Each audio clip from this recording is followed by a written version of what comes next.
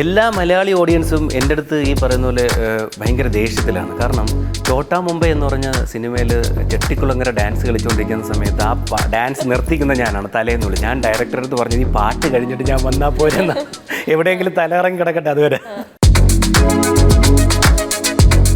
സൈനു അല്ലായിരുന്നെങ്കിൽ ഒരു ക്യാരക്ടർ എനിക്കുണ്ട്. കാരണം സൈനുവിൻ്റെ ഇൻട്രോ തന്നെ നിങ്ങൾ നോക്കിയാൽ മതി. ലാലേട്ടൻ ഇങ്ങനെ തോളി എടുത്ത് ബുള്ളറ്റ് റഹ്മാൻ ചെറുതായിട്ട് നിങ്ങളെ കോപ്പി അടിച്ചിട്ടുണ്ടെന്ന് പറഞ്ഞു. എവിടെ പോകി പോകി അതിൽ ഉസിരേതാണ് അത് ഏതാണ്ട് ഈ മുമ്പ്. കാരണം ഒരു അടിപൊളി പാട്ടിൻ്റെ ഇടയിൽ ഒരു മെലഡി വരി കയറ്റുക എന്ന് പറഞ്ഞൊരു സംഭവമുണ്ട്.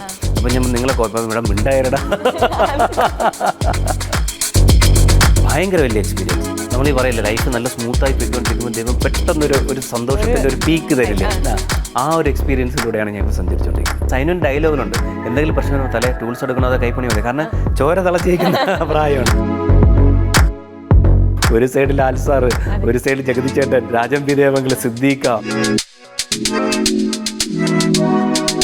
പരാജയങ്ങളെ എൻ്റെ ജീവിതത്തിൽ ഉണ്ടായിട്ടുള്ളൂ. വിജയങ്ങൾ വളരെ കുറവാണ്. കാണാൻ ഭംഗിയുള്ളൊരു ഹോട്ടൽ. അപ്പോൾ പപ്പ ഒരു വലിയ ഹോട്ടലായതുകൊണ്ട് അവിടെ കൊണ്ട് എന്നെ കയറ്റി. അവിടെ ചെന്ന് നമ്മൾ ഇരുന്ന സമയത്ത്, ഇത്രയും വലിയ ആൾക്കാരുടെ ഇരുന്ന സമയത്ത് നമുക്ക് ആഹാരം അവർ തന്നില്ല. മീൻസ് നമ്മളെ ഡ്രസ്സൊക്കെ വളരെ മുഷിഞ്ഞതായിരുന്നു. ഏതെങ്കിലും ഒരു ക്യാരക്ടർ കണ്ടിട്ട് എനിക്ക് ഈ ക്യാരക്ടർ എനിക്ക് കിട്ടിയിരുന്നെങ്കിൽ, അല്ലെങ്കിൽ ഭയങ്കര ഇഷ്ടമായിട്ടുള്ളൊരു ക്യാരക്ടർ കിട്ടിയിരുന്നെങ്കിൽ. കഴിഞ്ഞ ദിവസം ഇന്ദ്രൻ ചേട്ടൻ്റെ അടുത്ത് ചോദിച്ചാൽ പുള്ളി ബാഹുബലി എന്ന് പറയുന്നുണ്ടായിരുന്നു. ആ കാലത്തെ ആളുകളുടെ ക്രഷ് ആയിരുന്നു. ഇപ്പോഴും അങ്ങനെ ഉണ്ടെന്ന് തോന്നുന്നു.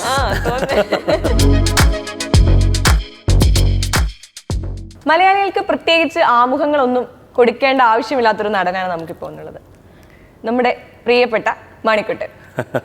മിനി സ്ക്രീനിലും അതേപോലെ തന്നെ സിനിമ ബിഗ് സ്ക്രീനിലും ഒക്കെ ആളുകൾക്ക് ഏറെ ഇഷ്ടമുള്ള, അല്ലെങ്കിൽ കുടുംബ പ്രേക്ഷകർക്കൊക്കെ ഏറെ ഇഷ്ടമുള്ള ഒരാളായിരുന്നു മണിക്കുട്ടൻ. ആളാണ് മണിക്കുട്ടൻ.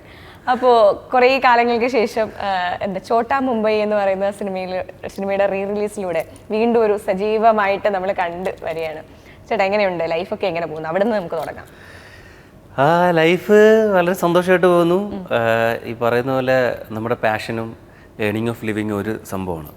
അപ്പം അഥവാ സിനിമ കുറഞ്ഞാലും നമുക്ക് ലൈഫ് സന്തോഷമായിട്ട് കൊണ്ടുപോയേ പറ്റത്തുള്ളൂ.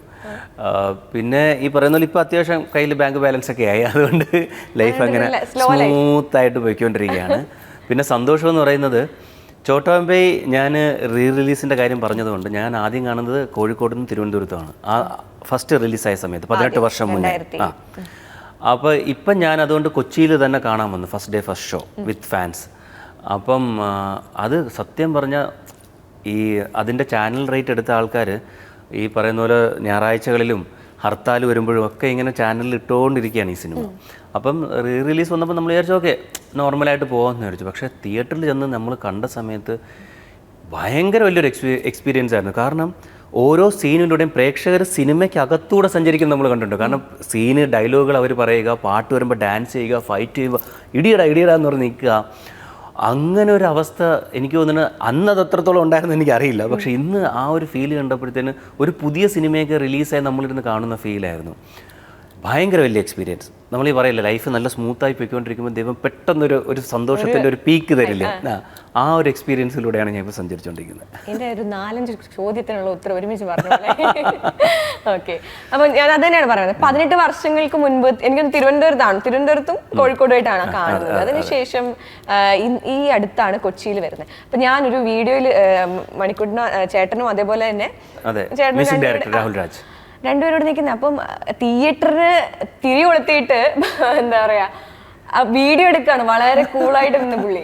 അപ്പൊ ഞാനിങ്ങനെ ആലോചിക്കുകയാണ്. അപ്പം കമന്റ് സെക്ഷൻ മൊത്തം നോക്കുമ്പോൾ തിയേറ്ററിന് തീ കൊടുത്തിട്ട് എടുക്കുകയാണ്, വീഡിയോ എടുക്കുകയാണ്, അതേപോലെയുള്ള മ്യൂസിക്കാണ്. അപ്പൊ നിങ്ങൾ രണ്ടുപേരുടെ വീണ്ടും ആ ഒരു സിനിമ കാണുന്ന ആ ഒരു മൊമെന്റ് ഒക്കെ എങ്ങനെയുണ്ടായിരുന്നു, ആ ഒരു എക്സ്പീരിയൻസ്? ഞാൻ അന്ന് റിലീസായ സമയത്ത് ഈ പറയുന്ന പോലെ ടെക്നിക്കൽ ക്രൂ ആർട്ടിസ്റ്റിലൂടെ അല്ല കണ്ടത്. ഞാൻ കോഴിക്കോട് തനിയെ എൻ്റെ കായംകുളം കൊച്ചുണ്ണി എന്ന് പറഞ്ഞ സീരിയലിൻ്റെ സ്ക്രിപ്റ്റ് ആയിട്ടൂടെയാണ് കണ്ടത്.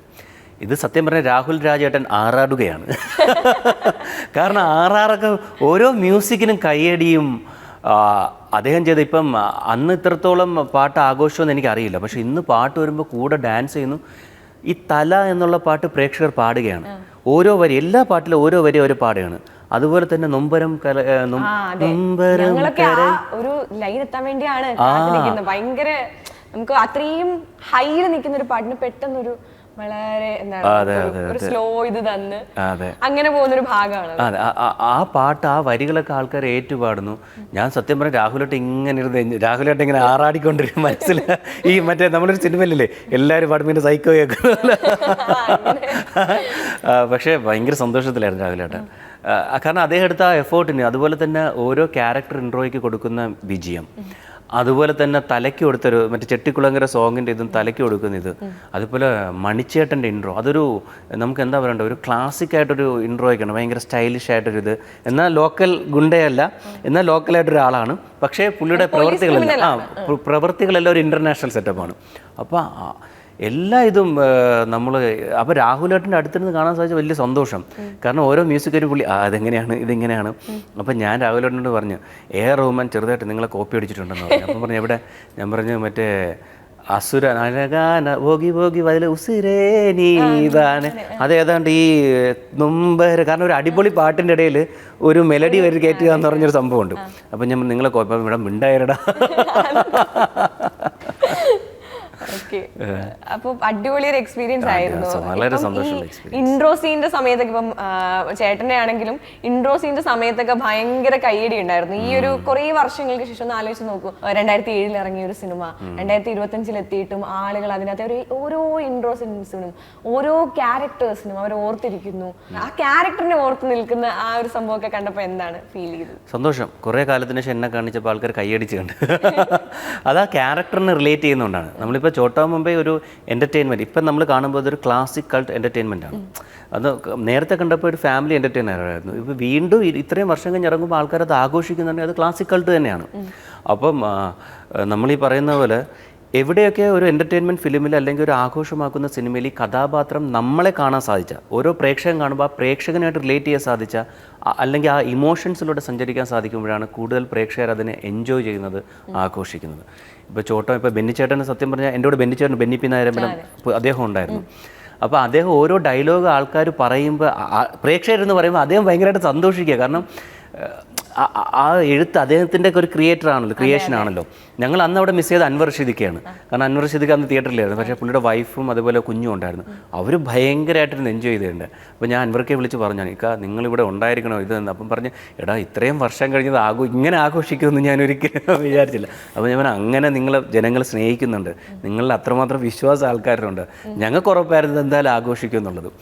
അപ്പം ഈ പറയുന്ന പോലെ ഇമോഷൻസിലൂടെ ട്രാവൽ ചെയ്യുമ്പോൾ തന്നെയാണ് ഒരു സിനിമ വിജയിക്കുന്നത്. ആ ഇമോഷൻസിലൂടെ ഇപ്പോഴും ട്രാവൽ ചെയ്തുകൊണ്ടിരിക്കുന്നത് കൊണ്ടാണ് ഇപ്പോഴും അത് ആഘോഷിക്കപ്പെടുന്നത്. നമ്മളെല്ലാ സിനിമകളും അങ്ങനെ തന്നെയാണ്. അപ്പോൾ അങ്ങനെയുള്ള കഥാപാത്രങ്ങളും അല്ലെങ്കിൽ അങ്ങനെയുള്ള സിനിമകളും നമ്മളിലേക്ക് വന്നു ചേരുമ്പോഴാണ് ഞാൻ എന്നെ തന്നെ കാണുന്ന ഒരു ആക്ടിങ് സ്റ്റുഡൻ്റ് ആയിട്ടാണ്. ഞാനൊരു ഇവോൾവിങ് ആക്ടർ ആവണമെങ്കിൽ ഇങ്ങനെയുള്ള കഥകളും സിനിമകളും കഥാപാത്രങ്ങളും നമുക്ക് വന്നു ചേരണം. ഒരു ആക്ടിങ് സ്റ്റുഡൻ്റ് ആയിട്ട് ആണ് കാണുന്നത് പറയുന്നു. ആ സമയത്ത് ഈ പറയുന്ന പോലെ ഭയങ്കര സീനിയർ ആയിട്ടുള്ള ആണ് കൂടെ ഉള്ളത്. ഓൾമോസ്റ്റ് എനിക്കിപ്പോ തോന്നുന്നു സുരാജേട്ടനൊക്കെ ആ ഒരു സമയത്ത് ഒരു ബഡ്ഡിങ് ആയിരുന്നു എന്ന് എന്താണ് മണിയൻപിള്ള രാജേട്ടൻ തന്നെ പറയുന്നുണ്ടായിരുന്നു.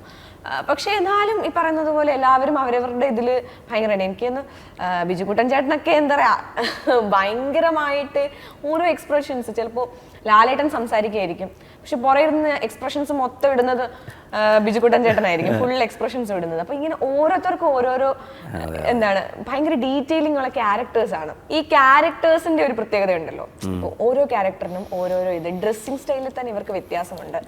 ഇപ്പോ മണിക്കുട്ടനെ ആണെങ്കിൽ കുറച്ചൊരു യങ് ആയിട്ടുള്ള ഒരു ഇത്, സിദ്ദിഖേട്ടന്റെ ഹെയർ ആണെങ്കിലും അങ്ങനെയൊക്കെ. അപ്പൊ ഓരോരുത്തരും ഈ ക്യാരക്ടേഴ്സിനെ പറയുന്ന സമയത്ത് അതിനെ കൺസീവ് ചെയ്യാൻ എടുത്തൊരു സമയം എത്ര എടുത്തു? ലൈക്ക് ആ ഒരു ഞാൻ പറയാം, എൻ്റെ ലൈഫിൽ എനിക്ക് തോന്നുന്ന ഒരു 50ഓളം സിനിമ അടുപ്പിച്ച് ഞാൻ ചെയ്തു. ഫുൾ സ്ക്രിപ്റ്റ് വായിച്ചിട്ടുള്ള 3-4 സിനിമകളേ ഉള്ളൂ. അതിൽ ഏറ്റവും കൂടുതൽ ഫുൾ സ്ക്രിപ്റ്റ് വായിച്ച ആദ്യത്തെ പടം ചോട്ടാ മുംബൈയാണ്. കാരണം അൻവർക്കയ്ക്ക് നിർബന്ധമായിരുന്നു ഇതിൽ അഭിനയിക്കുന്ന ഒരുവിധമുള്ള ആർട്ടിസ്റ്റുകളെല്ലാം, അവരെല്ലാം മെയിനായിട്ട് ചെയ്യുന്ന എല്ലാവരും സ്ക്രിപ്റ്റ് വായിച്ചിരിക്കണം. എൻ്റെ 3ാമത്തെ സിനിമയാണ് ചോട്ടാ മുംബൈ. അപ്പോൾ തുടക്കക്കാരനെന്ന രീതിയിൽ അന്ന് സ്ക്രിപ്റ്റ് വായിക്കാൻ തന്നപ്പം തന്നെ എനിക്ക് മനസ്സിലായി, അദ്ദേഹത്തിനൊരു വിഷനുണ്ട് ഈ സിനിമയിൽ, കഥയെക്കുറിച്ചും കഥാപാത്രത്തെക്കുറിച്ചും എങ്ങനെ മേക്ക് ചെയ്യണമെന്നൊരു വിഷനുണ്ട്. അപ്പോൾ ഇത് ഞാൻ വായിച്ചു കഴിഞ്ഞപ്പോൾ ഞാൻ പല പ്ലാനിങ്ങുകളോടും കൂടിയാണ് വന്നത്. അപ്പോൾ ഇതിൽ ആദ്യം മേക്കപ്പ് ടെസ്റ്റ് നടത്തി നോക്കിയപ്പോൾ എനിക്ക് തന്നെ ഈ പറഞ്ഞ ഹെയർ ഇങ്ങനെ കളർ ചെയ്ത് ഞാൻ അധികം കണ്ടില്ല. ഞാൻ ട്രിവാൻഡ്രത്ത് അങ്ങനെ അധികം കണ്ടിട്ടില്ല, അങ്ങനെ കളർ ചെയ്തുള്ള ഹെയർ, സ്പൈക്ക് ചെയ്തുള്ള. പിന്നെ എൻ്റെ കോസ്റ്റ്യൂംസിൽ ഞാൻ ഓക്കെ ആയിരുന്നു. അപ്പം ഞാൻ ഇങ്ങനെയൊക്കെ ഹെയർ സ്റ്റൈൽ നോക്കുമ്പോൾ അതിനെക്കാട്ടി കോമഡി സിദ്ദിഖ് വരുന്നായിരുന്നു. അപ്പോൾ ഞാൻ ദൈവം ഇത് ഒരു എടുത്തു വെച്ച പോലെ ഫീൽ ഒരു ഫീലുണ്ടല്ലോ. പക്ഷെ നമ്മൾ ഈ ഫോട്ടോ വെച്ച് മട്ടാഞ്ചേരിയിൽ ഷൂട്ട് വന്നപ്പോൾ ഒരുപാട് സൈനുവിനെയും മുള്ളൻചന്ദ്രപ്പിനെ പോലുള്ള ആൾക്കാരെ നമുക്ക് തലയെ പോലുള്ള ആൾക്കാരെ അവിടെ കാണാൻ സാധിക്കുന്നുണ്ട്. അപ്പോൾ തീർച്ചയായിട്ടും റിലേറ്റ് ചെയ്യുന്ന ക്യാരക്ടേഴ്സാണ്. അപ്പോൾ നമ്മൾ ഏച്ച് കെട്ടി വെച്ചൊരു സംഭവമല്ല. പിന്നെ ഈ പറയുന്ന പോലെ അൻവറിനെ സംബന്ധിച്ച് ഇപ്പം ഞാൻ നേരത്തെ പറഞ്ഞിട്ടുണ്ട്, അൻവർക്ക് ഞാൻ ഒരു ഷോട്ടിലൊക്കെ നിൽക്കുമ്പോഴത്തേന് അതിൽ ടീഷർട്ട് ജസ്റ്റ് ഇങ്ങനെ മടക്കി വെച്ചിട്ടുണ്ട്. അപ്പം ഞാൻ ഇത്രയും ഡീറ്റെയിലിംഗ് ആവശ്യമുണ്ട്. അപ്പോൾ എൻ്റെ സൈനും ഇങ്ങനെയാണെന്ന് പറഞ്ഞ് പുള്ളി തന്നെ, അപ്പം ഞാൻ ശ്രദ്ധിക്കില്ല, പുള്ളി വന്ന് അപ്പോൾ ഇങ്ങനെ ഇടയ്ക്കിടയ്ക്ക് മടക്കി വെച്ചിട്ട് പോകും. അപ്പം അത് നമ്മൾ എവിടെയെങ്കിലും ഈ നേരത്തെ പറഞ്ഞതിൽ ഇത്ര സീനിയർ ആക്ടേഴ്സായിട്ട് ഞാൻ നിൽക്കുകയാണ്. ഞാൻ പറഞ്ഞ പോലെ ഞാൻ പല പ്ലാനിങ് അവിടെ ചെന്ന് ഇവരെ കാണുമ്പോൾ ഞാൻ വായും തുറന്ന് ഇങ്ങനെ നിൽക്കുകയാണ്. കാരണം ഒരു സൈഡിൽ ലാൽസാറ്, ഒരു സൈഡിൽ ജഗതിച്ചേട്ടൻ, രാജം പി ദേവങ്കിൾ, സിദ്ദീഖ, ഫ്ലെക്സിബിള്. നമ്മൾ സിനിമ കണ്ട് വളർന്നപ്പോൾ കണ്ട ആൾക്കാരാണ് ഇവരൊക്കെ. ഞാൻ ഇങ്ങനെ പ്ലാനിങ് ചെയ്യുന്ന അവിടെ ഇവരെ കാണുമ്പോൾ ആ ഒരവസ്ഥയായിരുന്നു. അപ്പോൾ പുള്ളി എന്നെ അത് ഓർമ്മപ്പെടുത്തണം, നീ സൈന്യമാണെന്നുള്ള ഓർമ്മപ്പെടുത്തലും കൂടെ ആയിരുന്നു ഇത്. അപ്പോൾ അത്രയും ഡീറ്റെയിലിംഗ് അദ്ദേഹത്തിന് ഉണ്ടായിരുന്നു. ക്യാരക്ടർ എഴുതുന്ന സമയത്തും ക്യാരക്ടർ ചെയ്യുന്ന സമയത്തും. അതുപോലെ നമ്മുടെ മേക്കപ്പ് ആർട്ടിസ്റ്റ് രഞ്ജിത്ത് അമ്പാടിയായിരുന്നു. അപ്പോൾ അവർക്ക് അതിൻ്റെ ഒരു പ്ലാനിങ് ഉണ്ടായിരുന്നു. അപ്പോൾ ഒരുവിധം നമ്മുടെ കോസ്റ്റ്യൂമും നമ്മുടെ ലുക്കും ഒക്കെ ആയിക്കഴിഞ്ഞാൽ പിന്നെ നമ്മൾ 20% കൊടുത്താൽ മതിയാവും. ബാക്കിയുള്ളവരെ സംബന്ധിച്ച് അവർ 100% കൊടുത്തിട്ടുണ്ട്. എനിക്ക് സംബന്ധിച്ച് ഞാൻ 20% അന്ന് കൊടുത്തിട്ടുള്ളൂ. എന്നിരുന്നാൽ തന്നെ നേരത്തെ പറഞ്ഞ പോലെ ബാക്കിയുള്ളവർ ഡയലോഗ് പറയുന്ന സമയത്ത് നമ്മുടെ എക്സ്പ്രഷൻസ് എല്ലാം കറക്റ്റായി വന്നു. എനിക്ക് തോന്നുന്നു അത്രത്തോളം ഈ ബിഹൈൻഡ് ദ ക്യാമറ ഉണ്ടല്ലോ, ആ ഒരു ഓറ അല്ലെങ്കിൽ ആ ഒരു റാപ്പ് കീപ്പ് ചെയ്യാനായിട്ട് നമ്മുടെ സീനിയർ ആർട്ടിസ്റ്റ് എല്ലാം ശ്രമിച്ചിരുന്നു. അവിടെ ഒരു ആഘോഷമായിട്ട് ബിഹൈൻഡ് ക്യാമറ, എന്നിട്ട് നമ്മൾ ആ ആഘോഷത്തോട് കൂടി വന്നാണ് ഓരോ സീനും ചെയ്യുന്നത് ക്യാമറയുടെ ഫ്രണ്ടിൽ. അതെ. അപ്പോൾ ആ ഒരു സ്നേഹം അല്ലെങ്കിൽ ആ ഒരു ഇത് കൂട്ടായ്മ ഉണ്ടായിരുന്നുകൊണ്ടാണ് കാണുമ്പോൾ നിങ്ങൾക്ക് ഇപ്പോഴും അത് ഫീൽ ചെയ്യുന്നത്.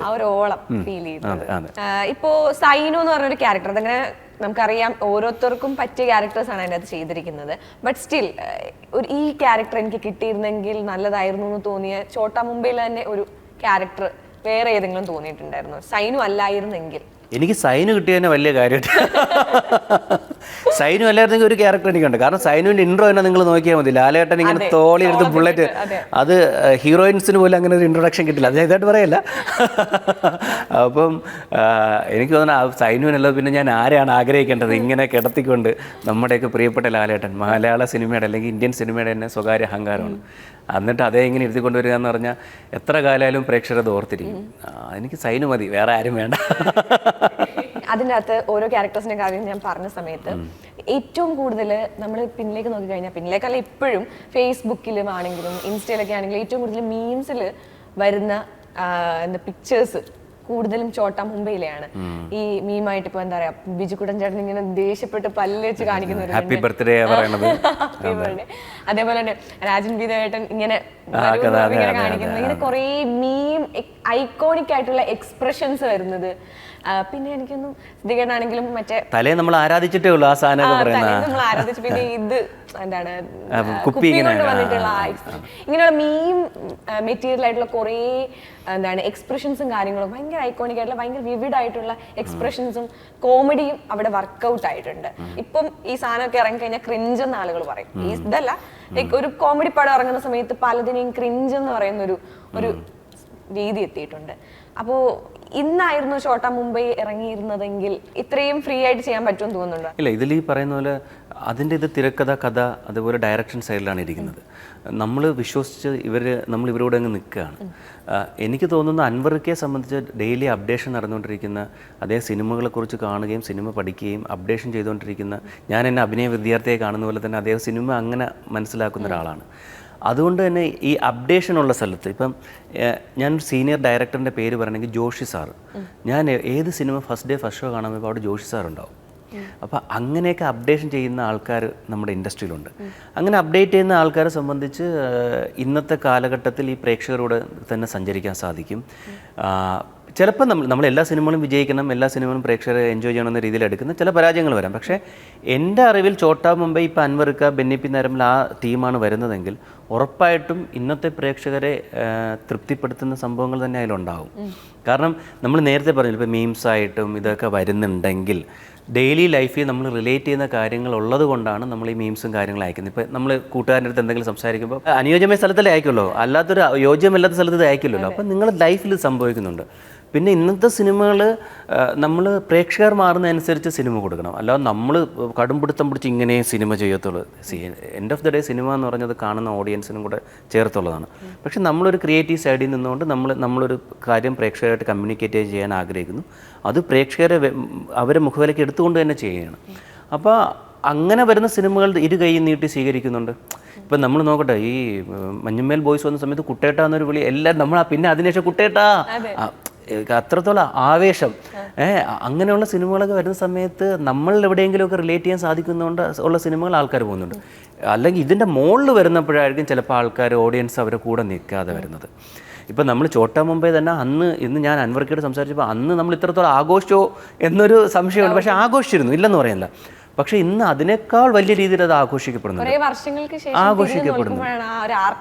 അത് പുതിയ തലമുറയിലെ കുട്ടികളാണ് ഒന്നത് ആഘോഷിക്കുന്നത്. അപ്പം നമ്മൾ പ്രേക്ഷകരെ അങ്ങനെ കാണേണ്ട ആവശ്യമില്ല. നമ്മൾക്ക് അവർക്ക് അറിഞ്ഞു കൊടുത്തു കഴിഞ്ഞാൽ കറക്റ്റ് കൊണ്ടുപോകാൻ സാധിക്കും. മലയാളം സിനിമയെ സംബന്ധിച്ചിടത്തോളം പീക്ക് ടൈം എന്ന് തന്നെ പറയും. ഇന്റർനാഷണലി ഒക്കെ ആണെങ്കിലും വളരെ നാച്ചുറൽ ആയിട്ടുള്ള സിനിമകൾ ക്രിയേറ്റ് ചെയ്യപ്പെടുന്നതിൽ മലയാളം ഇൻഡസ്ട്രി ഭയങ്കരമായിട്ട് വളരെ പ്രശസ്തി നേടിയിരിക്കുന്ന ഒരു സമയമാണ്. അപ്പോൾ ഞാനിപ്പോൾ കുറച്ച് മുൻപ് പറഞ്ഞതുപോലെ തന്നെ അപ്പോഴും ഒരു പരാതിയായി പലരും പറയുന്നതെന്ന് വെച്ച് കഴിഞ്ഞാൽ ഒരു റീവാച്ച് ചെയ്യാൻ പറ്റുന്ന തരത്തിലുള്ള അല്ലെങ്കിൽ കോമഡി, ഇപ്പം നമ്മൾ പുലിവാൽ കല്യാണം, ചോട്ടാ മുംബൈ, അങ്ങനെ കുറേ സിനിമ, CID മൂസ്, ഇങ്ങനെയുള്ള കുറേ സിനിമകളുണ്ട്. അത് ഇപ്പോൾ നമ്മൾ വരുമ്പോഴത്തേക്ക് ആ കോമഡി സിനിമകൾ വളരെയധികം കുറയുന്നുണ്ട്. ഇന്നിപ്പം നമ്മൾ അന്നത്തെ സമയത്തെ പോലെയല്ല. ഇന്നിപ്പം നമുക്കൊരു കോമഡി കാണണമെങ്കിൽ ചുമ്മാ മൊബൈലിൽ നോക്കി കഴിഞ്ഞാൽ ഒരുപാട് കോമഡി പ്രോഗ്രാമുകൾ, സ്റ്റാൻഡപ്പ് കോമഡീസ്, ഇങ്ങനെ ഒരുപാട് കാര്യങ്ങൾ വന്നുകൊണ്ടിരിക്കുകയാണ്. അപ്പോൾ അങ്ങനെ ഒരു അപ്ഡേഷനുള്ള ഓഡിയൻസിൻ്റെ ഇടയിൽ നമ്മൾ ഹ്യൂമർ കൊടുക്കുന്ന സമയത്ത് ഈ ഹ്യൂമറിനൊരു പ്രശ്നമുണ്ട്. കരയുന്നത് അത്ര എളുപ്പമുള്ള കാര്യമൊന്നും ഞാൻ പറയില്ല. പക്ഷേ ഹ്യൂമർ കൊടുക്കുന്ന കറക്റ്റ് ഇതിൽ കൊടുത്തില്ലെങ്കിൽ അത് വലിയ ഇഷ്യൂ ആയി മാറും. ഇപ്പം ഞാൻ എമ്പുരാൻ എന്നൊരു സിനിമയിൽ ഞാനും സുരാജ് ചേട്ടനും കൂടെ വളരെ സീരിയസ് ആയി പൊയ്ക്കൊണ്ടിരിക്കും. ആ ക്യാരക്ടർ എൻഡ് ചെയ്യുന്ന സ്ഥലത്ത് ഒരു ചെറിയ ഹ്യൂമർ, അത് സിറ്റുവേഷനാണ്. നമ്മൾ ഹ്യൂമറിന് വേണ്ടി ചെയ്ത കാര്യങ്ങളല്ല. ഇന്ന് സിറ്റുവേഷനിലൂടെ പോകുന്ന ഹ്യൂമറാണ് ആൾക്കാർ അക്സെപ്റ്റ് ചെയ്യുന്നത്. അല്ലെങ്കിൽ സിനിമയിൽ നിന്ന് മാറി നിൽക്കുന്ന ഒരു ഹ്യൂമർ ട്രാക്ക് പോയി കഴിഞ്ഞാൽ ഒരുപക്ഷെ ഇന്ന് പ്രേക്ഷകർ അതിനോടൊപ്പം സഞ്ചരിക്കാൻ ബുദ്ധിമുട്ടാവും. പണ്ടിപ്പം നമ്മൾ നോക്കിക്കഴിഞ്ഞാൽ സിനിമ ഒരു ട്രാക്കിൽ പോകും, ഇപ്പുറത്ത് ഹ്യൂമർ ഒരു ട്രാക്കിൽ പോകുന്ന അങ്ങനെ ഒരു സമയം ഉണ്ടായിരുന്നു. ഇന്ന് ആൾക്കാർ ഈ പറഞ്ഞാൽ അവർ കുറച്ചും കൂടെ റിലേറ്റ് ആവുന്ന കോമഡികളായിരിക്കും വരേണ്ടത്. അല്ലെങ്കിൽ അവർ ജീവിതത്തിൽ കാണുന്ന സംഭവങ്ങൾ, അല്ലെങ്കിൽ ആ സിനിമയോടൊപ്പം ട്രാവൽ ചെയ്യുന്ന പ്രാക്ടിക്കലാണ്. അപ്പം ആ പ്രാക്ടിക്കൽ കോമഡി വരുന്ന സമയത്ത് ഒരു പക്ഷേ നമ്മളത് ഭയങ്കരമായി ആഘോഷിക്കപ്പെടില്ലായിരിക്കാം. നമ്മൾ ഈ പറയുന്ന പോലെ മീംസോ അങ്ങനെയുള്ള സാധനങ്ങൾ ആഘോഷിക്കപ്പെടുന്നില്ലായിരിക്കാം. പക്ഷേ ആൾക്കാർ മാറി, ഓഡിയൻസ് മാറി. അവർക്കപ്പം നമ്മൾ ഒരു കോമഡിക്ക് വേണ്ടി ഒരു കോമഡി തള്ളിക്കയറ്റി കൊടുക്കാൻ പറ്റില്ല. അവരാഗ്രഹിക്കുന്ന രീതിയിൽ ഒരു സംഭവം ചെയ്തു കഴിഞ്ഞാൽ തീർച്ചയായിട്ടും ഇന്നത്തെ സിനിമകൾ കുറച്ച് കാലം കഴിയുമ്പോൾ അത് വേറെ രീതിയിൽ അത് ആഘോഷിക്കപ്പെടും. പണ്ടത്തെ എത്രയോ സിനിമകളുണ്ട്, ഇന്നും റീവാച്ച് ചെയ്യുന്ന എത്രയോ സിനിമകളുണ്ട്. അത് തിയേറ്ററിലേക്ക് ഇപ്പോൾ താഴ്വാരം എന്നൊക്കെ സിനിമകൾ ഞാൻ പറഞ്ഞില്ല. ഇപ്പം അതുപോലെ തന്നെ നമ്മുടെ ഈ ക്ലാര, ഇത് മറ്റേ തൂവാനത്തുമ്പികൾ, നമുക്ക് ഇങ്ങനെ ഒരുപാട് സിനിമകളുണ്ട് റീവാച്ചിനുള്ളത്. അപ്പോൾ അതൊക്കെ റീവാച്ചിനുള്ള സിനിമകളില്ലെന്നല്ല, അന്ന് അതിൽ ഹ്യൂമറുണ്ട്. നമുക്കൊരെണ്ണം ആരെങ്കിലും കാച്ചിയാല എന്നൊക്കെ പറഞ്ഞു പോകുന്ന സംഭവങ്ങളുണ്ട്. അപ്പോൾ ഇത് ജീവിതവുമായി ചേർന്ന് പോകുന്ന കോമഡികളായിരിക്കും ഇന്ന് ആഘോഷിക്കപ്പെടുന്നത്. ഈ ഒരു ക്യാരക്ടേഴ്സിന്റെ കഥകളും നമ്മൾ കാര്യങ്ങളിലും പറയും. സെറ്റിൽ സത്യം പറഞ്ഞാൽ ഈ നമ്മൾ സിനിമയിൽ സൈന് കൂടുതലായിട്ടും മുള്ളൻ ചന്ദ്രപ്പൻ്റെ കൂടെയും തലയുടെ കൂടെയുമാണ് സ്പെൻഡ് ചെയ്യുന്നതെങ്കിലും ശരിക്കും സെറ്റിൽ കൂടുതൽ കുറച്ചുകൂടി ആരുമായിട്ടായിരുന്നു ഒരു കമ്പനിയും കാര്യങ്ങളൊക്കെ? ചോട്ടാ മുംബൈയുടെ സെറ്റിൽ ഞാനും ബിജുചേട്ടനായിരുന്നു. ബിജുചേട്ടൻ ഞാൻ ഒരു ഹോട്ടലിലായിരുന്നു. അപ്പോൾ ബിജുചേട്ടൻ അടുത്ത റൂമിൽ തന്നെയായിരുന്നു ഞാൻ. അപ്പോൾ ഷൂട്ടിംഗ് കഴിഞ്ഞാൽ ഞങ്ങൾ ഒന്നിച്ചിരുന്ന് സംസാരിക്കുക, കമ്പനി അടിക്കുക.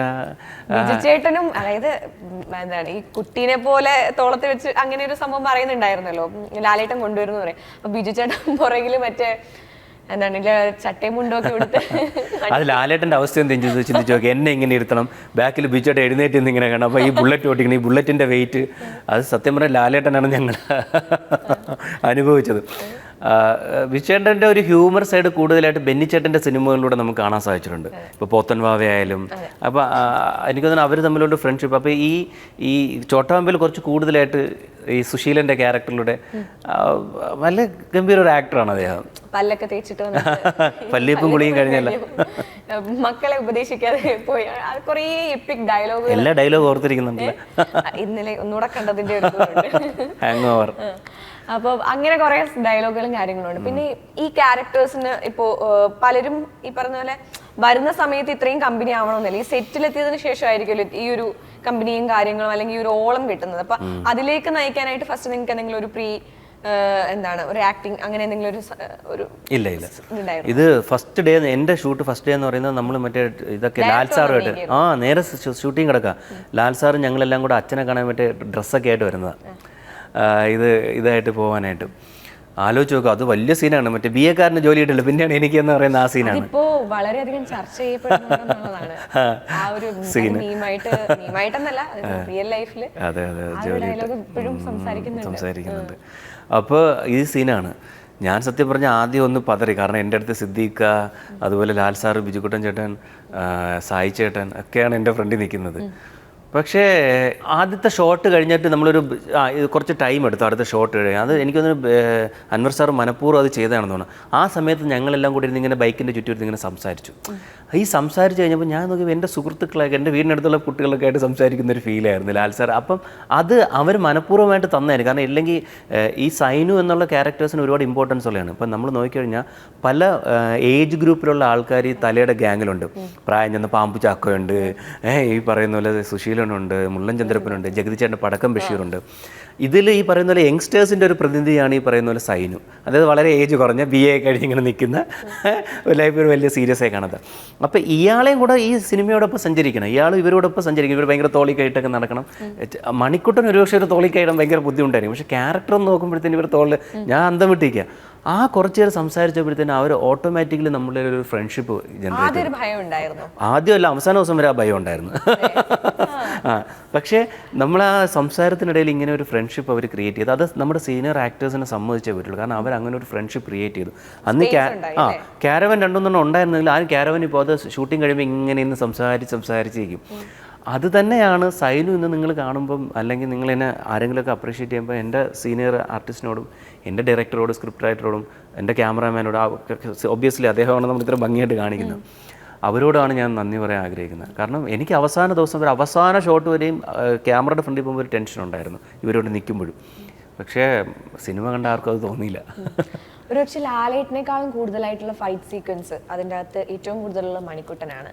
മണിക്കുട്ടൻ ആ വണ്ടിയുടെ മുകളിലൂടെ ചാടുന്ന കുറെ സീനുകളൊക്കെ അതൊക്കെ ഭയങ്കര കയ്യടിയായിരുന്നു. ഈ ഇപ്പൊ നമ്മൾ പോകുന്ന സമയത്തും നമ്മൾ അതിനൊരു ഭയങ്കര കയ്യടിയാണ്. എല്ലാവരും വാവ് എന്ന് പറഞ്ഞിട്ട്. അതായത് നമ്മളിപ്പോ സ്റ്റണ്ടും കാര്യങ്ങളിലും ഒക്കെ ഒരുപാട് മാറ്റങ്ങൾ വന്നു. പക്ഷെ ഇന്നും ആളുകൾ ആ സീനുകൾ കാണുമ്പോൾ വാവ് എന്ന് പറയാനായിട്ടുള്ള രീതിയിലേക്ക് വരികയാണ്. ആ ഒരു കുറേ സ്റ്റണ്ടിന്റെ കാര്യങ്ങളൊക്കെ കിട്ടിയിരിക്കും, അല്ലെങ്കിൽ ആ ഒരു ആക്ഷൻ സീൻസ് എല്ലാം കിട്ടിയിരിക്കുന്നത് മണിക്കുട്ടനാണ്.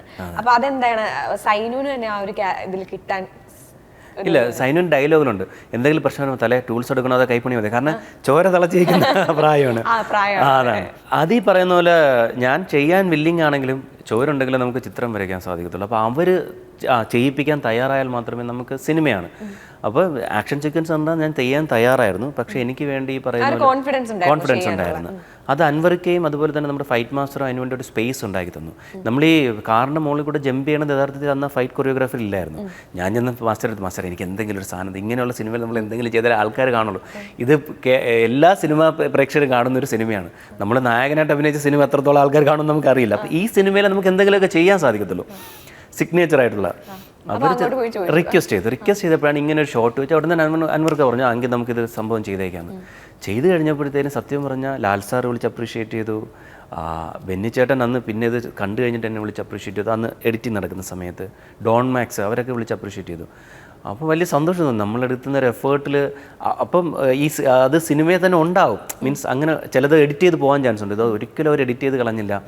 പിന്നെ നമ്മളെ ഡാൻസ് ജമ്പായിരുന്നു. അതിനുശേഷം സിദ്ദീഖയും ബൈക്കിൻ്റെ മുകളിൽ കൂടെ ചാടുന്നുണ്ട്. പിന്നെ ഡാൻസൊക്കെ വന്ന സമയത്ത് ലാൽ സാർ എന്നെ പറയും ഞാൻ ഇത്രയും ബാക്കി മണിക്കുട്ടൻ ഇന്ദ്രിയത്തൊക്കെ ചെയ്യട്ടെ, അവർ ഈ പറയുന്ന യങ്സ്റ്റേഴ്സ് അല്ലേ അവർ ചെയ്യട്ടെ. ലാൽ സാറിന് ക്യാമറയുടെ മുമ്പിൽ നിൽക്കുക എന്ന് പറഞ്ഞാൽ ഭയങ്കര പാഷനേറ്റാണ്. പുള്ളി ഏറ്റവും കൂടുതൽ പ്രണയിക്കുന്ന അതിനെയാണ് ക്യാമറ മുമ്പിൽ നിൽക്കുക. അങ്ങനെ ഒരു ആർട്ടിസ്റ്റ്, അങ്ങനെ ഒരു സീനിയർ ആർട്ടിസ്റ്റ് നമുക്ക് വേണ്ടി വേദി ഒരുക്കി തരിക എന്ന് പറയുന്നത് ചെറിയ കാര്യമല്ല. അപ്പോൾ നമ്മൾ സീരിയസ് ആയി. സാർ അങ്ങനെ പറഞ്ഞു, അപ്പോൾ ആണെങ്കിൽ പിന്നെ അവർ ചെയ്യാമെന്ന് പറഞ്ഞ് അതാണ് നമുക്ക് അങ്ങനെയുള്ള പാട്ട് കിട്ടിയത്. ഇതൊക്കെ ഇവർ തന്നൊരു കോൺട്രിബ്യൂഷൻ തന്നെയാണ്. അത് കറക്റ്റായിട്ട് നമ്മൾ അതിൻ്റെ സീരിയസ്നെസ് മനസ്സിലാക്കി യൂസ് ചെയ്തുകൊണ്ടാണ് ജനങ്ങളത് ഇത് ചെയ്യുന്നത്. ഇന്ന് എല്ലാവരും ഇപ്പം പറയില്ല ചോട്ടാമ്പെ സെക്കൻഡ് പാർട്ട് ഉണ്ടെങ്കിൽ എങ്ങനെ വരുമെന്ന് എല്ലാവരും ഞാൻ പറഞ്ഞു ഇപ്പോൾ കാറിൻ്റെ മണ്ടയിൽ കൂടെ ചാടി അടുത്തൊരു ലോറിയോ ട്രെയിനിൻ്റെ മുകളിൽ കൂടെ ചാടുകയാണ് എൻ്റെ. അതുവരെ നമ്മൾ ഈ ആരോഗ്യം പിടിച്ചേർത്തുന്നുണ്ട് ഒരു സംഭവം. റെഡിയാണ്. എനിക്ക് തോന്നുന്നില്ല, ഉണ്ടാവാൻ ചാൻസ് വളരെ കുറവാണ്. പക്ഷേ ഒരു സിനിമ പ്രേക്ഷകൻ എന്ന രീതിയിൽ ലാൽ സാറിൻ്റെ ആരാധകൻ എന്ന രീതിയിൽ ഞാൻ ആഗ്രഹിക്കുന്നു അങ്ങനെ ഒരു സിനിമ ഉണ്ടാവട്ടെ എന്ന്. എങ്കിൽ നമുക്ക് അഭിനയിക്കാമല്ലോ. പക്ഷേ ഇനിയൊരു അങ്ങനെ ഒരു സിനിമ ഉണ്ടായാലും അതില് എന്താണ് അന്ന് അഭിനയിച്ച പലരൊന്നും നമുക്കൊപ്പം ഇല്ല എന്നുള്ളൊരു ഫാക്ടർ ഉണ്ട്. അപ്പം ഈ റിലീസിന്റെ സമയത്താണെങ്കിൽ പോലും ഇപ്പം മണിച്ചേട്ടനാണെങ്കിലും രാജൻ ബി ദേവ് ഇങ്ങനെയുള്ള ആളുകളെയൊക്കെ നമ്മൾ ഓർക്കുന്നുണ്ട്. അവരില്ല, അവരുണ്ടായിരുന്നെങ്കിൽ ഒരു പക്ഷേ ഇന്ന് ഇത്രയും കാലങ്ങൾക്ക് ശേഷം ആ സിനിമ ജീവിക്കുന്നു, അല്ലെങ്കിൽ യങ്സ്റ്റേഴ്സ് അത് ഏറ്റെടുക്കുന്നു കാണുന്നത് വളരെ സന്തോഷമുള്ള ഒരു കാര്യമാണ്. അപ്പൊ ആ ഒരു സമയത്ത് അവരെയൊക്കെ ഒരു മിസ് ചെയ്യുന്നത്. കാരണം മണിച്ചേട്ടൻ്റെ ആ ക്യാരക്ടറിൻ്റെ ഡയലോഗ് പറയുമ്പോൾ ആൾക്കാർ എന്തൊരു കയ്യടി നിറഞ്ഞു. ഞാൻ രാജൻ ബി ദേവ് അങ്കിളുമായിട്ട് സംസാരിക്കുമ്പോൾ അദ്ദേഹം ഈ ടിപ്സൊക്കെ ചോദിക്കും. എന്നെ നമ്മൾ അഭിനയം പഠിക്കാൻ ആഗ്രഹിക്കുന്ന ആളല്ലേ. അപ്പം പുള്ളി എൻ്റെ അടുത്ത് പറഞ്ഞാൽ ഒരു കലാകാരന് ഒരിക്കലും മരണമില്ല. അപ്പം നീ ചിന്തിക്കുക എന്ന് പറഞ്ഞാൽ നീ ഇന്ന് ചെയ്യുന്ന കാര്യങ്ങൾ എത്രയോ വർഷം കഴിഞ്ഞാൽ ആൾക്കാർ കണ്ടുകൊണ്ടിരിക്കും. സിനിമയ്ക്ക് അങ്ങനെ ഒരു മാജിക് ഉണ്ട്. നമ്മളൊരു ചരിത്രമാണ്, ഒരിക്കലും ഒരു സിനിമ അത് കണ്ടുകൊണ്ടിരിക്കും. അത് തീർച്ചയായിട്ടും അദ്ദേഹം കഴിഞ്ഞ ദിവസം കണ്ടത് തിയേറ്ററിൽ. ഇപ്പോൾ രാജൻ ബി ദേവ് അങ്കിളായാലും എല്ലാവരും മിസ് ചെയ്യുന്നുണ്ട്. മണിച്ചേട്ടൻ ഈ പറയുന്ന പോലെ ചോട്ടമ്പേ നടക്കുന്ന സമയത്ത് ഷൂട്ടിങ് കഴിഞ്ഞ് നമ്മൾ ലേറ്റ് നൈറ്റ് ഒക്കെയാണ്, മിക്ക ദിവസം രാത്രിയൊക്കെയാണ് ഷൂട്ട്. അപ്പം അത് എൻ്റെത് കഴിയുമ്പോൾ ഞാൻ മണിച്ചേട്ടൻ അവിടെയൊക്കെ ഉണ്ടാവും. അപ്പോൾ പുള്ളി നമ്മളെയൊക്കെ എൻ്റർടൈൻ ചെയ്യിക്കാൻ വേണ്ടി അവിടെ ഒരു ബിയർ കഴിക്കണമെന്നൊക്കെ ഷൂട്ടിങ്ങില്ല സൈഡിൽ ഇരിക്കുകയായിരിക്കും. കാരണം ആ ലൊക്കേഷൻ ഭയങ്കര ആഘോഷമായിരുന്നു. അതുകൊണ്ട് ഷൂട്ടിങ് കഴിഞ്ഞാലും പലരും പോകാറില്ല. സിദ്ദിഖൊന്നും ഷൂട്ടിങ് കഴിഞ്ഞ് പാക്കപ്പ് ആകുമ്പോഴേ വീട്ടിൽ പോകത്തുള്ളൂ. ഞാനും റൂമിലൊക്കെ അങ്ങനെ ബീച്ചേട്ടനൊക്കെ. അപ്പം നമ്മളെ അടുത്തൊക്കെ അങ്ങനെ ഒരു ശ്രദ്ധ ഉണ്ടായിരുന്ന ഒരു ആക്ടറായിരുന്നു മണിച്ചേട്ടൻ. പിന്നെ രാജൻ ബി ദേവ് അങ്കിൾ, ശരണ്യ, നമ്മളെ പിന്നെ ഒരുപാട് പേര് ഈ പറയുന്ന പോലെ അവരെ ഭയങ്കരമായിട്ട് നമുക്ക് ആ സമയത്ത് മിസ് ചെയ്യുന്നുണ്ട്. ശരണ്യം ഈ പറയുന്ന പോലെ നമ്മൾ സ്ക്രീനിൽ കാണുന്ന സമയത്ത് വളരെ എന്താണ് ആ ഒരു സമയം തുടക്കമാണ്. ശരണ്യ വളരെ തുടക്കത്തിലാണ് ആ ഒരു സമയത്ത്. പിന്നെ ഇപ്പോ വലിയൊരു അസുഖത്തെ ബാധിച്ചു പോവുകയുണ്ട്. പിന്നീട് എപ്പോഴെങ്കിലും ശരണ്യെ കണ്ടിരുന്നു? ഞാൻ ശരണ്യ അന്വേഷണം കണ്ടിട്ടുണ്ട്. ഞങ്ങളൊരു പ്രോഗ്രാമൊക്കെ ചെയ്തിട്ടുണ്ടായിരുന്നു ഒരു ചാനലിന് വേണ്ടി. അന്ന് ശരണ്യെ കണ്ടിട്ടുണ്ടായിരുന്നു. പിന്നെ ശരണ്യയുടെ മാരേജ് കഴിഞ്ഞിട്ട് ഞാൻ കണ്ടിട്ടുണ്ടായിരുന്നു. ഹസ്ബൻഡ് എൻ്റെ ഫ്രണ്ടായിരുന്നു. അപ്പോൾ വീട്ടിൽ പോയ സമയത്തൊക്കെ കാണാറുണ്ടായിരുന്നു.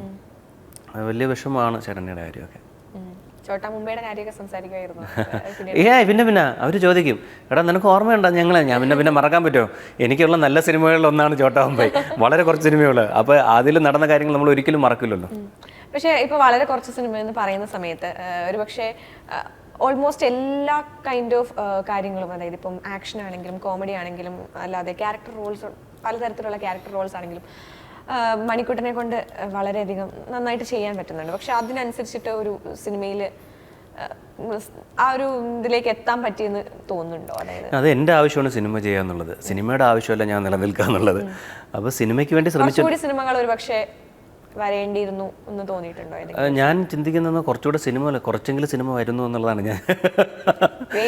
അതെ, ഒരു സംഭവമുണ്ട്, ഒരു വാക്കുണ്ട്, അതായത് നീ വിതയ്ക്കുന്നത് നീ കൊയ്യുമെന്നാണ് എല്ലാവരും പറയുന്നത്. നമ്മൾ ഒരുപാട് ഇപ്പം നമ്മൾ സിനിമ കാണുമ്പോൾ തന്നെ നമുക്ക് മനസ്സിലാവും. വന്ന ഉടൻ തന്നെ ഒരുപാട് സിനിമകൾ കിട്ടുന്ന ആൾക്കാരുണ്ട്, കുറേ വർഷങ്ങൾക്ക് ശേഷം സിനിമ കിട്ടുന്ന ആൾക്കാരുണ്ട്.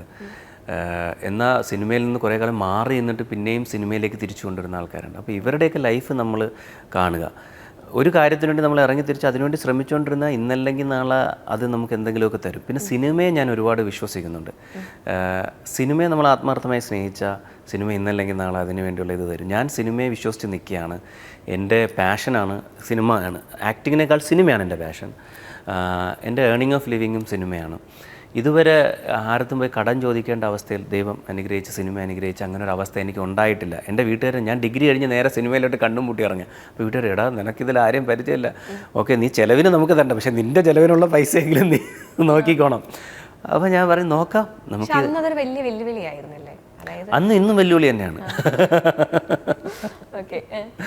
അപ്പോൾ അത് ആ വെല്ലുവിളി അന്ന് അങ്ങനെ ഒരു തീരുമാനം എടുക്കുക എന്ന് പറഞ്ഞാൽ ഭയങ്കര വെല്ലുവിളി നിറഞ്ഞതാണ്. അതായത് പഠിച്ചു കഴിഞ്ഞു ഉടനെ സിനിമയിലേക്ക് വരുന്നു. അന്നത്തെ കാലത്ത് ഈ പറയുന്നത് പോലെ ഇപ്പോ പിന്നെയും കുറെ ആളുകൾ എന്താണ് ഇതിനെക്കുറിച്ച് അവെയർ ആണ്, സിനിമയുടെ പോസിബിലിറ്റീസിനെ പറ്റി. പക്ഷെ അന്ന് അത്രയും അവെയർ അല്ല ആളുകൾ പോസിബിലിറ്റീസിനെ പറ്റി ഒന്നും.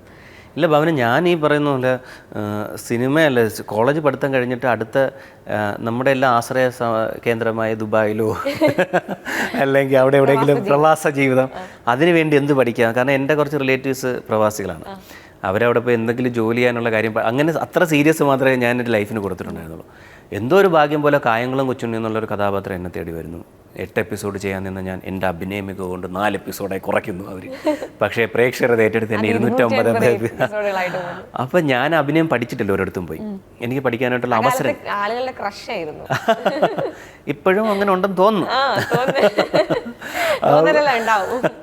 അപ്പോൾ അങ്ങനെ അഭിനയം പഠിക്കാതിരുന്നിട്ടും അത്രയും വലിയൊരു ക്യാരക്ടർ കിട്ടിയപ്പോൾ എനിക്കത് അഭിനയിച്ച് കാണിക്കാൻ പറ്റിയ ആൾക്ക് ജനങ്ങൾക്ക് വിശ്വസിച്ചെടുപ്പിക്കാൻ സാധിച്ചു.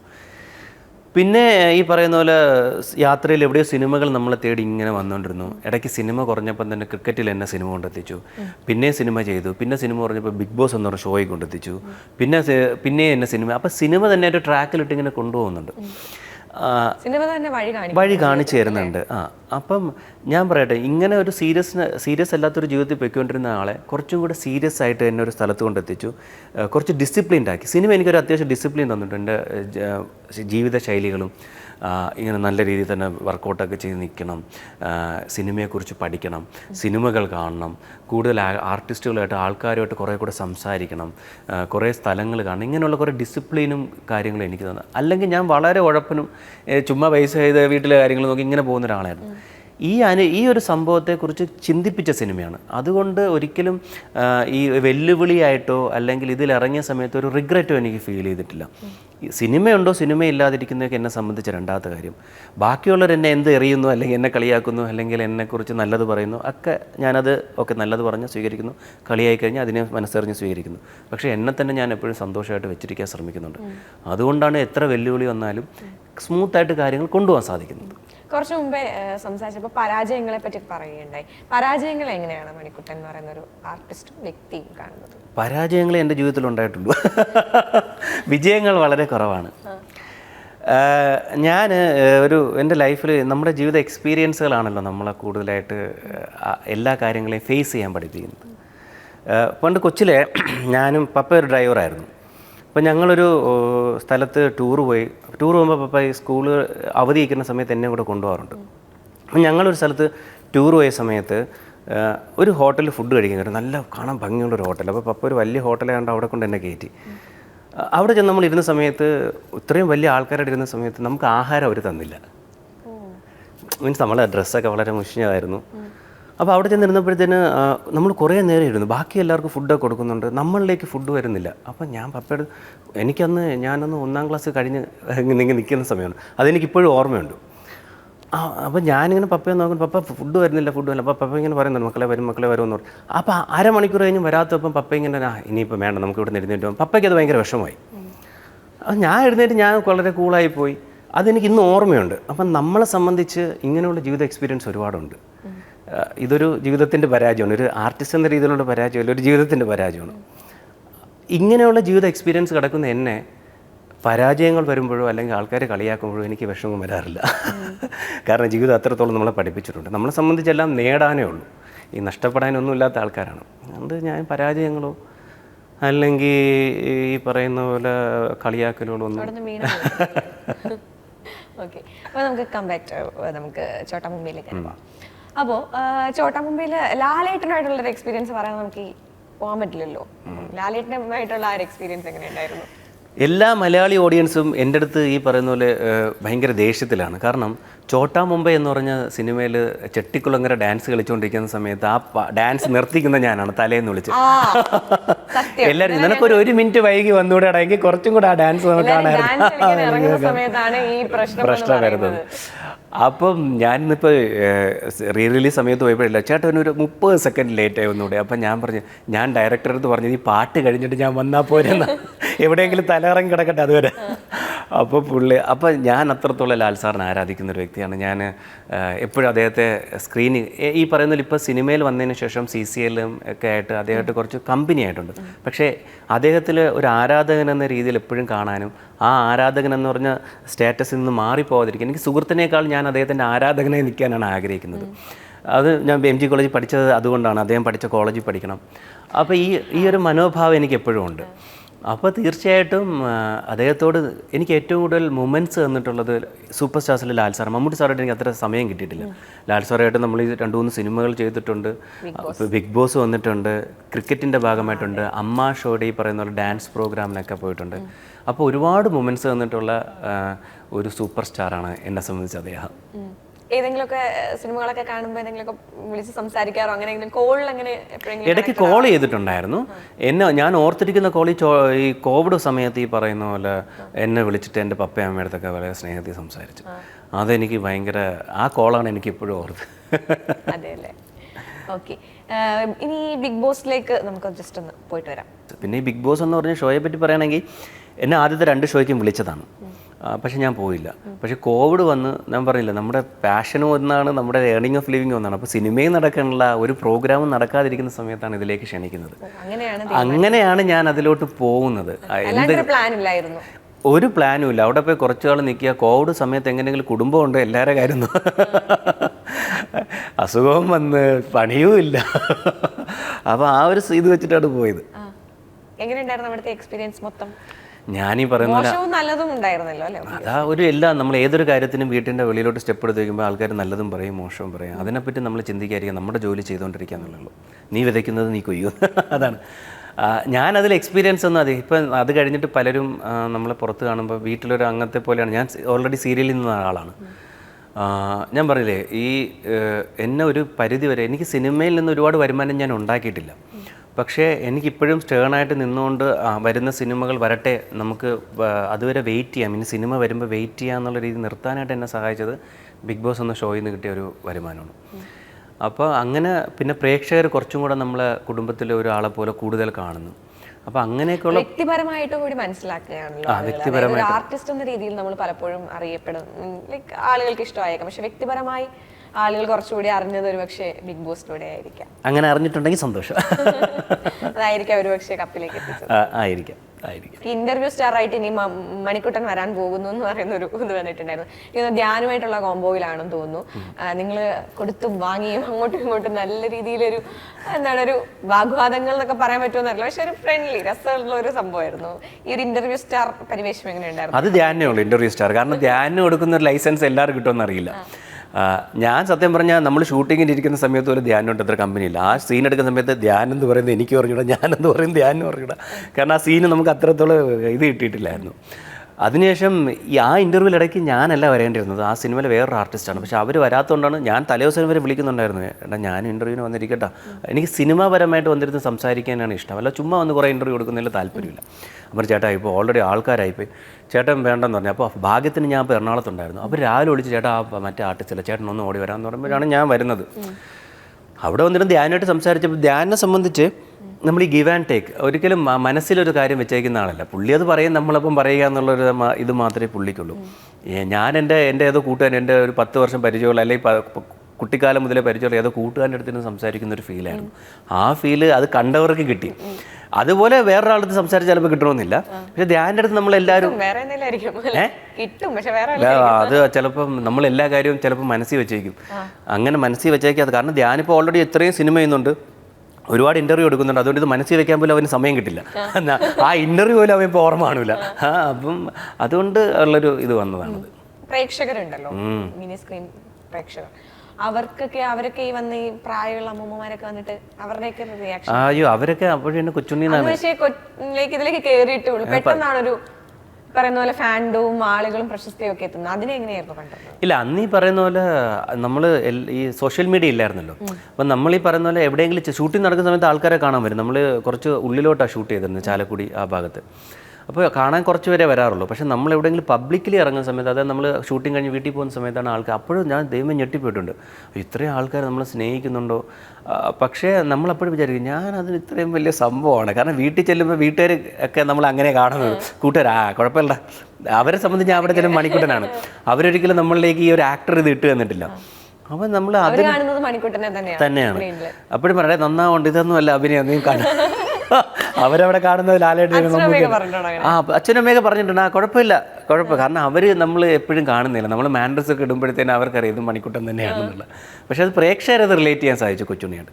പിന്നെ നമ്മൾ ഏതെങ്കിലും ബന്ധുക്കളുടെ വീട്ടിലൊക്കെ പോകുമ്പോഴത്തേനും എനിക്ക് എഴുന്നേറ്റ് പോകാം, കറണ്ടൊക്കെ പോകുമ്പോൾ എഴുന്നേറ്റ് പോകാൻ പേടി, പിന്നെ വല്ലതും കാണാതായി കഴിഞ്ഞാൽ നമ്മുടെ തലയിലാവും. കാരണം അവർ നമ്മളപ്പോൾ കൊച്ചുണ്ണിയായി കണ്ടു തുടങ്ങി, കാരണം നല്ലവനായ കള്ളൻ.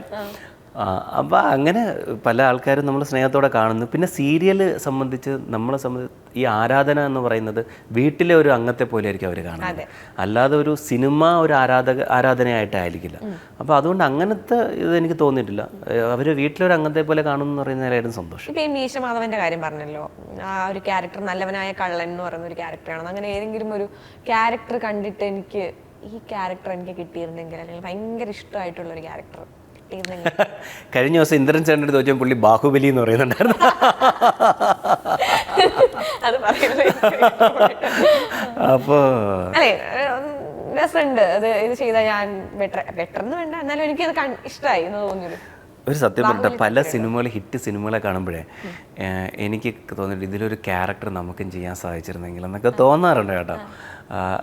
പക്ഷേ ഈ പറയുന്ന പോലെ നമുക്ക് തോന്നാനേ പാടുള്ളൂ, അല്ലാതെ നമുക്ക് ഇന്ന ക്യാരക്ടർ, ഒരു സിനിമ നമ്മൾ കൂടുതൽ ഇഷ്ടപ്പെടുന്നതിൽ എല്ലാ ക്യാരക്ടറും എല്ലാ വിഭവങ്ങളും നന്നാകുമ്പോഴേ ഇഷ്ടപ്പെടത്തുള്ളൂ. പിന്നെ എനിക്കിപ്പം മിഷൻ ഇമ്പോസിബിൾ കാണുമ്പം എന്തായാലും മിഷൻ ഇമ്പോസിബിൾ ടോം ക്രൂയിസ് സ്റ്റൈലിലൊക്കെ ചെയ്യണമെന്ന് ആഗ്രഹമുണ്ട്. കാറിൻ്റെ മുകളിൽ കൂടെ ഞാൻ ചാടിയ ആളല്ലേ, അപ്പോൾ ഇനി ഒരു ഹെലികോപ്റ്ററും ഒരു ഫ്ലൈറ്റിൻ്റെ മുകളിൽ കൂടെ ചാടണമെന്നൊക്കെ ആഗ്രഹമുണ്ട്. മുകളിൽ കൂടെ അല്ല, ഹെലികോപ്റ്ററിനെ അരിഞ്ഞിട്ട് കളയും താഴെ കൂടെ പോകണമെന്നൊക്കെ. അങ്ങനെ ഒരു ആഗ്രഹം തോന്നിയില്ലേ? ചുമ്മാ എന്തെങ്കിലും പറഞ്ഞു എന്നേ ഉള്ളൂ, ഇല്ല ചുമ്മാ എല്ലാം ഞാൻ സീരിയസ് ആയി പറഞ്ഞുകൊണ്ടിരുന്ന ഭാവനയിരുന്ന് ഉറങ്ങും. അല്ല, ഇതാണ് രസവും അല്ലേ? അതെ അതെ അതെ. തിരിഞ്ഞു നോക്കുമ്പോൾ ഏറ്റവും ഇഷ്ടപ്പെട്ട അല്ലെങ്കിൽ ഏറ്റവും ഞാൻ ബെസ്റ്റ് ആയിട്ട് ചെയ്തു എന്ന് തോന്നുന്ന 3 സിനിമകൾ പറയാൻ പറഞ്ഞു. 3 ബെസ്റ്റ് സിനിമയിൽ എനിക്ക് അവസരം കിട്ടിയിട്ടുണ്ട്. ഒരുപാട് സിനിമകൾ അവസരം കിട്ടിയിട്ടുണ്ട്. തിരിഞ്ഞു നോക്കുമ്പോൾ ഞാൻ ബെസ്റ്റായി ചെയ്തിട്ട് എനിക്കൊന്നും തോന്നിയിട്ടില്ല. ഇനിയും ബെസ്റ്റായിട്ട് ഞാൻ പറഞ്ഞു, ഞാനൊരു ആക്ടിങ് സ്റ്റുഡൻ്റായിട്ടാണ് കാണുന്നത്. ഇനിയും എനിക്ക് നമ്മൾ ഇത്രയും അനുഗ്രഹീതരായ കലാകാരന്മാരുടെ കൂടെയാണ് നമ്മൾ സിനിമ ചെയ്തിട്ടുള്ളത്. ഇന്നത്തെ യങ്സ്റ്റേഴ്സിൻ്റെ കൂടെ സിനിമ ചെയ്യാൻ വരുമ്പോൾ അവർ ഓൾറെഡി പല ഇൻസ്റ്റിറ്റ്യൂട്ടുകളിലും അല്ലെങ്കിൽ തിയേറ്ററിൽ നിന്നും അഭിനയത്തെക്കുറിച്ച് കൂടുതൽ അറിഞ്ഞ് സിനിമയെക്കുറിച്ച് കൂടുതൽ അറിഞ്ഞാണ് അവർ വന്നേക്കുന്നത്. അങ്ങനെ അവർ അപ്രീഷിയേറ്റ് ചെയ്യപ്പെടേണ്ട കാര്യമാണ്. എനിക്ക് അങ്ങനത്തെ ഒരു അനുഗ്രഹമോ അല്ലെങ്കിൽ അവസരം എനിക്ക് കിട്ടിയിട്ടില്ല. അപ്പോൾ ഞാൻ ഓൾറെഡി സീനിയർ ആക്ടേഴ്സിൻ്റെ കൂടെ നിൽക്കുന്ന, അല്ലെങ്കിൽ ഇപ്പോഴത്തെ യങ് ജനറേഷനോട് നിൽക്കുമ്പോഴത്തേന് ദൈവമേ നമ്മൾ താന്നു പോലും നമ്മൾ ഈ പറഞ്ഞ പോലെ ക്യാരക്ടർ കുറച്ചെങ്കിലും നന്നായി ചെയ്യണം എന്നുള്ളൊരു ആഗ്രഹത്തോടെയാണ് നിൽക്കുന്നത്. അപ്പോൾ ഒരിക്കലും ഞാനൊരു ആക്ടിങ് സ്റ്റുഡൻ്റ് എന്ന രീതിയിൽ ഞാൻ ചെയ്ത കഥാപാത്രങ്ങളിൽ ഞാൻ സംതൃപ്തനല്ല. ബെസ്റ്റ് എന്ന് പറയാൻ ഇപ്പം ചെയ്തുകൊണ്ടിരിക്കുന്നതാണ്. ബെസ്റ്റ് എന്ന് ഞാൻ പറയാറായിട്ടായിട്ടില്ല. ഏതെങ്കിലും വരട്ടെ, നിങ്ങളൊക്കെ പറയാം 3 ക്യാരക്ടർ എൻ്റെ ബെസ്റ്റ് ക്യാരക്ടർ. ഇത്ര നേരം സംസാരിച്ചല്ലേ? എൻ്റെ ഏറ്റവും ഫേവറേറ്റ് സിനിമയല്ല ഞാൻ പറഞ്ഞത്, എൻ്റെ ഏറ്റവും ഫേവറേറ്റ് എപ്പോഴും കായംകുളം കൊച്ചുണ്ണിയാണ്. ഓക്കെ. 1 2 സൈനു നല്ലൊരു ക്യാരക്ടറാണ്. നമ്മൾ ചോട്ടാമ്പേട്ടിരിക്കുന്നുണ്ട് അല്ലെങ്കിലും അല്ല, ആ കൂട്ടത്തില് നമുക്കൊരു ക്രഷ് മെറ്റീരിയൽ. Thank you. അടുത്തത് അടിപൊളി, അത് നമ്മൾ പ്രത്യേകം ഇടണം തംബ്നെയിലിൽ. അടുത്തത് പിന്നെ പറഞ്ഞ എനിക്കറിയില്ല, എനിക്ക് ബോയ് ഫ്രണ്ടിന്റെ ഇതിറങ്ങിയ സമയത്ത് എനിക്ക് ഭയങ്കര നമ്മുടെ പ്രായത്തിൻ്റെതിൻ്റെയും കൂടെ ആയിരിക്കണം. എനിക്ക് ആ ക്യാരക്ടർ ഭയങ്കര ഇഷ്ടമായിരുന്നു. 3 ക്യാരക്ടർ എനിക്ക് ഭാവനയുടെ കൂടെ ഞാൻ ചേർന്നു, ആ 3 ക്യാരക്ടർ തന്നെ വെച്ചു. ഓക്കെ. ഇത്രയും വർഷത്തെ എക്സ്പീരിയൻസ് ഉണ്ടെങ്കിലും സിനിമയിൽ ഒരു വിദ്യാർത്ഥിയായിട്ട് തന്നെയാണ് കാണുന്നത്. ഇപ്പോൾ എനിക്ക് സംസാരിച്ചപ്പോൾ നിങ്ങൾ മനസ്സിലായതാണ്. അപ്പോൾ ഇനി സിനിമയെ സ്വപ്നം കാണുന്ന ഒരുപാട് പേരുണ്ട്. ആക്ടേഴ്സ് ആവാനും പലതരത്തിൽ, ഇപ്പോൾ ഡയറക്ടേഴ്സ് ആവാനും ഒക്കെ സ്വപ്നം കാണുന്ന ഒരുപാട് ആളുകളുണ്ട്. അപ്പം അവർക്ക് എന്താണ് മണിക്കുട്ടന് പറഞ്ഞു കൊടുക്കാനുള്ളത്? ഇന്ന് സിനിമ കുറച്ചും കൂടെ ജനകീയമാണ്. നമ്മളെ ടാലൻസിൽ വിശ്വാസം ഉണ്ടെങ്കിൽ, അല്ലെങ്കിൽ നമുക്കതിനകത്തുള്ള എലമെൻറ്റ് നമ്മുടെ കയ്യിലുണ്ടെങ്കിൽ തീർച്ചയായിട്ടും അവസരങ്ങൾ എല്ലാവർക്കും തുറന്നു കിടക്കുന്നുണ്ട്. ഞാൻ വന്നതെന്ന് പറഞ്ഞാൽ വളരെ കുറച്ച് യങ്സ്റ്റേഴ്സ് സിനിമയിൽ വന്നുകൊണ്ടിരിക്കുന്ന സമയത്ത് സിനിമ അത്ഭുതമാണ്. എല്ലാവർക്കും എത്തിപ്പിടിക്കാൻ പറ്റാത്തൊരു മേഖലയിൽ നിൽക്കുമ്പോഴാണ് ഞാനൊക്കെ സിനിമ വരുന്നത്. എനിക്ക് വന്നുകൊണ്ടിരുന്ന സിനിമകളെന്ന് പറയുന്നത് പല ആൾക്കാരും റിജക്റ്റ് ചെയ്ത ക്യാരക്ടേഴ്സാണ് എന്നിലോട്ട് വരുന്നത്. പക്ഷേ ഇന്ന് ഒരു ആർട്ടിസ്റ്റിനെ നിങ്ങൾ നോക്കുമ്പോൾ അവർക്ക് വേണ്ടി സിനിമ ഉണ്ടാക്കപ്പെടുന്നുണ്ട്. യങ്സ്റ്റേഴ്സ് ആയാലും അവർക്ക് വേണ്ടി സിനിമ ഉണ്ടാക്കപ്പെടുന്നുണ്ട്. ആരിൽ നിന്നും ഈ നിരസിക്കപ്പെട്ട സിനിമകളല്ല വരുന്നത്. അപ്പോൾ അത്രത്തോളം സിനിമ ജനകീയമായി, അത്രത്തോളം സിനിമ അവസരങ്ങൾ ക്രിയേറ്റ് ചെയ്യുന്നുണ്ട്. അപ്പോൾ തീർച്ചയായിട്ടും നമ്മൾ ശ്രദ്ധിക്കേണ്ട ഒറ്റ കാര്യം, നമ്മൾ ഇതിനോട് പാഷനേറ്റ് ആണോ അല്ലെങ്കിൽ നമുക്കതിന് വേണ്ടിയുള്ള എലമെൻ്റ് ഉണ്ടോ എന്നുള്ളതാണ്. അങ്ങനെയുള്ളവർ സിനിമ കൈ നീട്ടി സ്വീകരിക്കും. തീർച്ചയായിട്ടും അവർക്ക് വരാം. ഞാൻ നേരത്തെ പറഞ്ഞില്ലേ, ഈ ഒരുപാട് ഇൻസ്റ്റിറ്റ്യൂട്ടിലും അല്ലെങ്കിൽ ഒരുപാട് തിയേറ്ററിലൊക്കെ എക്സ്പീരിയൻസ് ചെയ്തിട്ടുള്ള ആർട്ടിസ്റ്റുകളും സിനിമയുടെ പ്രവർത്തകരുമാണ് ഇപ്പോൾ സിനിമയിലുള്ളത്. അവരിടയിലോട്ട് നിങ്ങൾ വരുമ്പോൾ നിങ്ങൾ അതിനോടൊപ്പം നിങ്ങളെ പോളിഷ് ചെയ്തിട്ടുണ്ടോ അല്ലെങ്കിൽ നിങ്ങളെ ടാലൻസ് വളർത്തിയിട്ടുണ്ടോ എന്ന് മാത്രം ശ്രദ്ധിക്കുക. പിന്നെ അങ്ങനെ പുതുതായിട്ട് വരുന്നവർ അവരുടെ സിനിമകളിൽ എനിക്ക് അവസരം തരിക എന്നുള്ളതാണ് എൻ്റെ ഒരു അഭ്യർത്ഥന. അതാണ് അഭ്യർത്ഥന. ഓക്കെ. അപ്പോൾ നമുക്ക് ചോട്ടാ മുംബൈയിൽ തുടങ്ങി ചോട്ടാ മുംബൈയിൽ തന്നെ അവസാനിപ്പിക്കാം. ചോട്ടാ മുംബൈ ഇപ്പോൾ ഇത്രയും വീണ്ടും തിയേറ്ററുകളെ പൂരപ്പറമ്പാക്കി അങ്ങനെ പോയിക്കൊണ്ടിരിക്കുകയാണ്. അതിന് ജനങ്ങൾക്കൊരു ഓഡിയൻസിനോട് എന്താണ് പറയാനുള്ളതെന്ന് പറഞ്ഞാൽ? Thank you very much. ഒരു റിലീസ് സിനിമയെ ഇത്ര ആഘോഷിക്കുമ്പോഴത്തേന് സിനിമയ്ക്ക് വേണ്ടി തിയേറ്ററിൽ പ്രേക്ഷകരെത്തുന്നു. അതാണ് നമ്മൾ ചിന്തിക്കേണ്ടത്. നമ്മളിപ്പം OTT പ്ലാറ്റ്ഫോമുകളിലേക്ക് ആൾക്കാർ പോയിക്കൊണ്ടിരിക്കുന്ന സമയത്ത് ഒരു റിലീസ് വരുമ്പോൾ പ്രേക്ഷകർ തിയേറ്ററിൽ വന്ന് ആഘോഷമാക്കുന്നുണ്ട്. തിയേറ്ററിലേക്ക് ജനങ്ങൾ എത്തുമ്പോൾ മാത്രമേ സിനിമ നിലനിൽക്കത്തുള്ളൂ. ചോട്ടാമ്മയെ മാത്രമല്ല ഒരുപാട് സിനിമകൾ നിങ്ങൾ ഇരുകൈ നീട്ടി സ്വീകരിച്ചു. പക്ഷേ ഈ റിലീസിനെ ഇത്രത്തോളം ആഘോഷമാക്കിയതിൽ ഒരുപാട് നന്ദി. ഇനി ജൂൺ 13 എൻ്റെ പ്രൊട്ടക്ടർ എന്ന് പറഞ്ഞൊരു സിനിമ വരുന്നുണ്ട്. പറ്റുന്ന പോലെ അതും ഒന്ന് ആഘോഷമാക്കുക. അപ്പം എല്ലാ സിനിമകളെ പോലെ തന്നെ ജീവിതവും ആഘോഷമായിട്ട് തന്നെ മുന്നോട്ട് പോകട്ടെ. Thank you.